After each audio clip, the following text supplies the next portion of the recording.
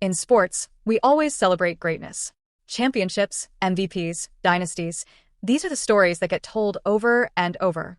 But today, we're flipping the script. Because just like we remember who climbed the highest, we also never forget who fell the hardest. And in the NBA, some teams didn't just lose, they redefined what it meant to be historically bad. So get ready, because we're counting down the top 5 worst teams in NBA history, and trust me, this gets ugly. Let's start with the 1997 to 1998 Denver Nuggets, who finished with a brutal record of 11 wins and 71 losses. Now, believe it or not, the Nuggets used to be fun, really fun. Back in the 80s and early 90s, they had stars like Alex English, Kiki Vandeweghe, and Fat Lever playing under coach Paul Westhead, who loved a run-and-gun style. Their games were often shootouts, sometimes ending with scores like 140 to 135. They weren't winning titles, but man, they were entertaining. Then came the 1991 draft. Denver landed Dikembe Mutombo, a defensive beast and future Hall of Famer. He was supposed to be their anchor for years to come. But things fell apart quickly. Mutombo left for Atlanta. Other key players like Chris Jackson, later Mahmoud Abdul-Rauf, and Antonio McDyess also departed. What was left? A bunch of young guys who probably couldn't beat a good college team. They tied the NBA record at the time for the longest losing streak, 23 straight losses, and ranked 28th in offense and 29th in defense in a league with only 29 teams. By the halfway point of the season, they were 2-38. Think about that. 2 wins in 40 games. They finished the season at 11-71, barely avoiding the worst record of all time. The Nuggets weren't tanking, they were just that bad. No identity, no direction, no talent. Just a team stuck in rebuild mode with no blueprint. And, unfortunately for Denver fans, that was only the start of this list. Let's move on to the next disaster on our list, the 1992 to 1993 Dallas Mavericks, who also managed to finish with a painful 11-71 record.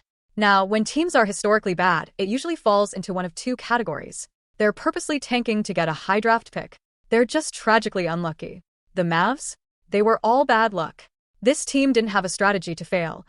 The failure just came naturally. At that time, Dallas was dealing with a complete storm of problems. Their talented center, Roy Tarpley, who once averaged 20 points per game, had been suspended for 3 years due to drug abuse. Back then, unfortunately, substance issues were not uncommon in the league, especially in the late 80s and early 90s. Then came more blows. Their veteran point guard Fat Lever, who was supposed to bring leadership and skill to the court, went down with a serious knee injury. Gone. And just when you thought it couldn't get worse, rookie sensation Jim Jackson, one of their top draft picks, refused to play due to a contract dispute. He sat out nearly the entire season. Imagine your top rookie choosing not to suit up because front office negotiations broke down. Brutal. So with all that, what was left? A team of backup players and G League level talent trying to survive in a league dominated by legends like Jordan, Barkley, and Olajuwon. It was like sending a high school team to fight gladiators. The result?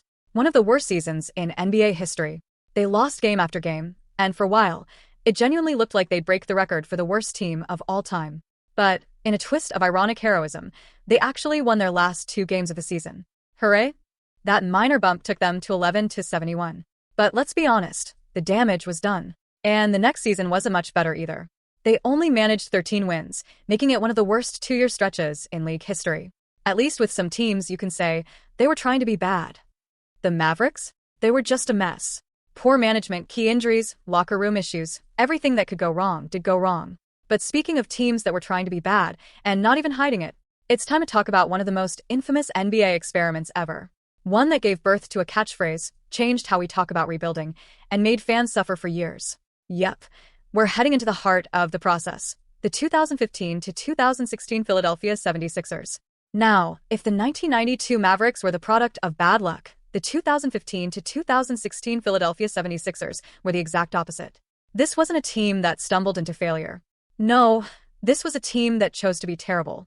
They didn't just tank, they built a brand around it. Welcome to the process. Let's rewind a bit. Just a few years before this nightmare season, Philly was actually pretty competitive. In the 2012 playoffs, they took the Boston Celtics to Game 7 in the second round. There was even talk of them challenging LeBron's Miami Heat if they made it through. But the front office didn't buy into the team's long-term potential. They thought that core, led by Andre Iguodala, had peaked. So they blew it up. Iggy was traded to Denver. Philly brought in Andrew Bynum from the Lakers, who, at the time, was considered the second-best center in the league behind Dwight Howard. But that plan crashed and burned before it even began. Bynum never played a single minute for the Sixers. Not one. Injuries kept him sidelined for the entire season. After finishing 34-48, not good enough for the playoffs, not bad enough for a high draft pick, the Sixers decided they needed to go all in on a rebuild. Enter Sam Hinkie, the general manager who made tanking into a business model. Hinkie's philosophy was simple. Being stuck in the middle is death. If you're not contending for a championship, you might as well bottom out, collect draft picks, and swing big on superstar talent. So he did exactly that. He traded away every decent veteran on the roster and replaced them with improving young players, cheap contracts, and, most importantly, future draft picks. And it worked if your definition of success was losing a lot. In the 2015-2016 season, the Sixers were an outright disaster on the court. They started the season 0-18, setting an NBA record for most consecutive losses when you combine the end of the previous season. At one point, they lost 28 straight games. 28. They finished with a 10-72 record, just 2 wins better than the all-time worst. They ranked dead last in offense and were near the bottom in defense. Attendance dropped. National TV ignored them. Even local fans had trouble watching. But here's the wild part. Fans were still on board. The phrase "trust the process" became a rallying cry in Philly. Fans wore shirts. They held signs at games. They embraced the misery because they believed it was going to lead somewhere. And, to be fair, it kind of did. During the process, the Sixers landed Joel Embiid, 3rd pick in 2014, Ben Simmons, 1st pick in 2016, and later Markelle Fultz, 1st pick in 2017. Now, it didn't all go as planned. Embiid missed 2 seasons with injuries, Simmons had, well, let's just say developmental issues, and Fultz forgot how to shoot. But even with all that, the Sixers came out of the tanking era with legitimate star power. Embiid became an MVP candidate and fan favorite. In fact, his nickname is literally the process. So, was it worth it? That's still up for debate. The Sixers still haven't won a title, but they clawed their way out of irrelevance and back into contention. What we can say for sure is that no team has ever leaned into failure like the 2015-2016 Sixers. They weren't trying to hide it. They embraced it. They marketed it. And for that reason alone, they're not just one of the worst teams in NBA history, they're one of the most fascinating ones too. Now, we've seen teams with bad luck, bad management, and even bad intentions, but we're not done yet. Because as we close out this list, we're entering the darkest corners of NBA history. The kind of seasons where fans stop buying tickets and players stop believing in each other. Let's go back in time, way back, to the 1972-1973 Philadelphia 76ers, a team so hopeless they became the NBA's ultimate punchline for nearly 40 years. Their final record? 9 wins and 73 losses. That's not a typo. This team barely won 10% of their games. And while the league has changed since then, the level of dysfunction, that was timeless. It all started with a coaching hire that sounds like something out of a sitcom. According to legend, the Sixers literally posted a newspaper ad looking for a coach. That ad led them to Roy Rubin, a small college coach with 0 NBA experience. He got the job. He also got a $300,000 salary. And the Sixers? They got a season from hell. Rubin had absolutely no control over the locker room. The players tuned him out almost instantly. One of them, Mel Counts, would later say, "I wouldn't wish a season like that on my worst enemy." The team lost its first 15 games. By mid-season, they were 3-38. At some point, even the players gave up. They weren't playing for the team anymore. They were padding stats, trying to survive. There was no chemistry, no plan, just a bunch of individuals trying to outlast a nightmare. This wasn't just a bad season. It was embarrassing.